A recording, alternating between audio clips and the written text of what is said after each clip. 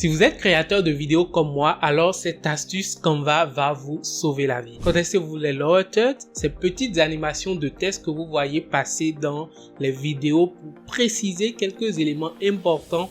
Pour le créateur, on les appelle les lower thirds. Et dans cette vidéo, je vais vous apprendre comment les créer sur Canva et bien sûr comment les utiliser dans votre logiciel de montage favori. Donc si vous êtes prêts, on y va tout de suite. Alors depuis la page d'accueil de Canva ici, tout simplement allez dans la catégorie des vidéos et choisissez le format donc de votre vidéo. Donc si vous êtes en train de créer une vidéo au format paysage comme ceci, donc 1920 par 1080, vous allez tout simplement cliquer ici. Par contre, si c'est une vidéo short pour les Reels, TikTok ou YouTube Short, vous allez donc prendre par ce format là.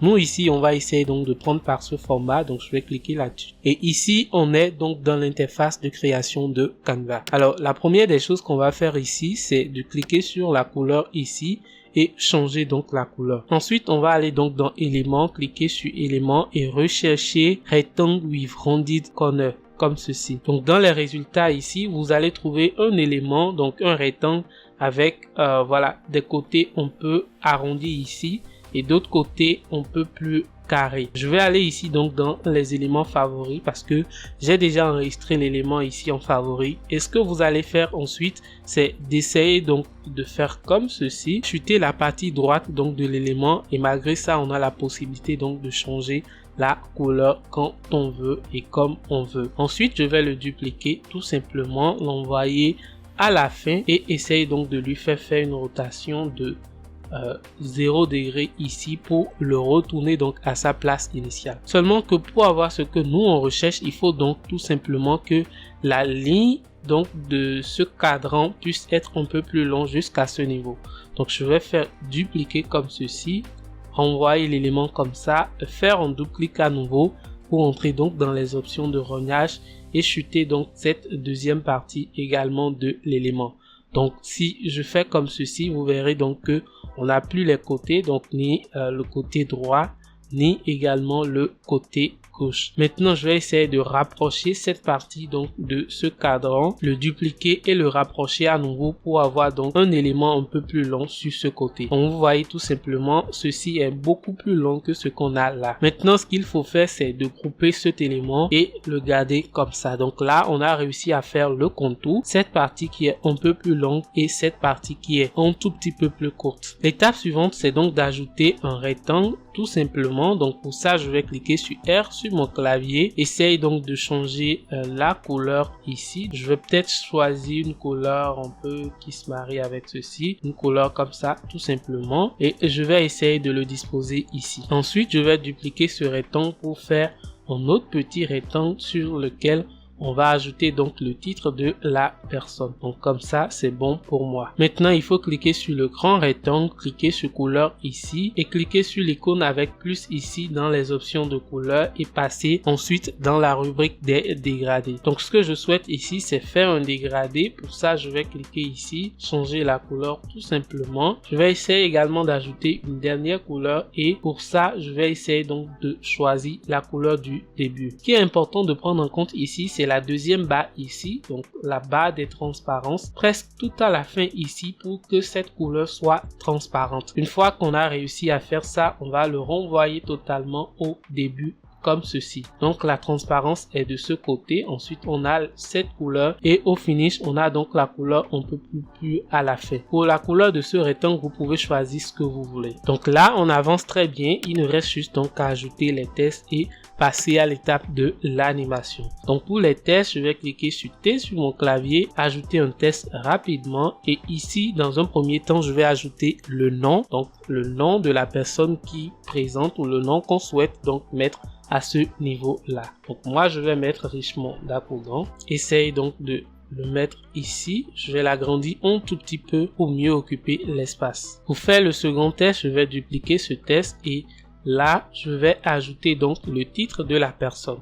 Donc ici on va mettre Canva Expert comme ceci, sélectionner tout le test et venir donc changer la couleur ici. Donc là c'est ok pour moi, je vais mettre donc le test à sa place et pour marquer une petite différence entre cette étape et l'étape ci, je vais donc ramener ce test en italique. et comme ça c'est bon. Donc là j'ai réussi toute la partie graphique donc du lower third. On a le contour, on a le cadran qui porte le nom de la personne et ensuite on a le second cadran qui porte le titre de la personne. Il faut maintenant donc passer à l'étape de l'animation. Alors pour réussir cette étape, je vais aller donc dans position ici et je vais essayer de grouper certains éléments. Donc vous voyez, quand je clique sur un élément ici, l'élément est sélectionné automatiquement sur l'écran, donc je peux voir exactement ce qui se passe.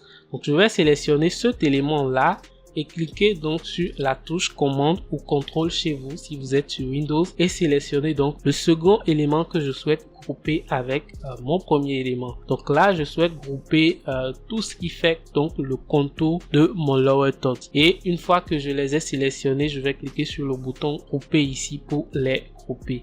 Et si vous observez bien, vous allez constater que désormais ces deux éléments font un seul dans les options de calque ici. On va faire la même chose ici pour le nom et son cadre. Donc le nom et le cadre ici, je fais grouper, et pour le titre également et son cadran, on va faire grouper également. Donc là au final on aura 1, 2, 3 groupes de calques, donc groupes d'éléments qu'on va donc animer. Pour les animations, il suffit donc de sélectionner le groupe d'éléments ici et cliquer sur le bouton animer ici pour ajouter donc une animation à ce groupe d'éléments. Donc là tout de suite le groupe d'éléments qui est sélectionné, donc c'est le contour. Quand je clique sur animer, je peux donc venir choisir l'animation du contour. Donc ici dans mon cas, je vais choisir plutôt l'animation coup d'éponge, et pour les niveaux, donc les niveaux d'animation, je vais garder donc sur les deux niveaux, donc à l'entrée et à la sortie. Je vais retourner à nouveau donc dans position pour cliquer sur mon second groupe d'éléments, donc le groupe des noms, et là je vais faire animer à nouveau et choisir donc l'animation balayage. À nouveau je vais garder les niveaux ici sur les deux, donc à l'entrée et à la sortie. La vitesse également je vais le laisser comme ça pour l'instant, et ce qui m'intéresse ici c'est l'angle de l'animation. Donc au lieu de l'envoyer de ce côté, je vais faire comme ça. Donc vous allez voir maintenant que l'élément, le groupe d'éléments, c'est-à-dire le rectangle et le texte, quitte donc du côté droit vers le côté gauche, et c'est ce que je souhaite donc avoir. Alors en dernière position, on va essayer donc d'animer cet élément, donc ce groupement d'éléments qui n'est rien d'autre que le titre de la personne, et cliquer ici sur animer. Donc dans les options d'animation ici, on va choisir à nouveau balayage, laisser donc ici sur les deux, donc l'option ici sur les deux, la vitesse la garder comme ça et garder donc l'angle qui soit dirigé donc vers le côté droit. Et maintenant si je reviens ici, que j'essaye de jouer, vous allez voir qu'est-ce que l'animation donne. Donc vous voyez à l'intro on a ceci, et pour l'outro on a ça. Alors maintenant que vous avez vos éléments et que tout est bon, l'animation est prête, on va passer donc à une dernière étape avant donc de voir comment vous pouvez utiliser donc les lower third que vous créez ici sur Canva. Pour cela, on va faire donc une sélection comme ceci de tout ça, tout simplement cliquer sur les trois petits points ici et faire afficher la durée. Donc quand vous faites ça, vous verrez que vous aurez donc la durée de tous les éléments sur la page ici, sachant bien qu'on les a groupés, donc on a les trois groupes d'éléments qui sont bien sûr là. Ce que nous allons faire tout simplement, c'est de les réduire un tout petit peu, donc de tous les côtés, pour que l'animation ne commence pas ni au tout début donc de la page, ni à la toute fin de la page. Donc on va faire ça tout simplement, et à ce niveau également on va réduire un tout petit peu.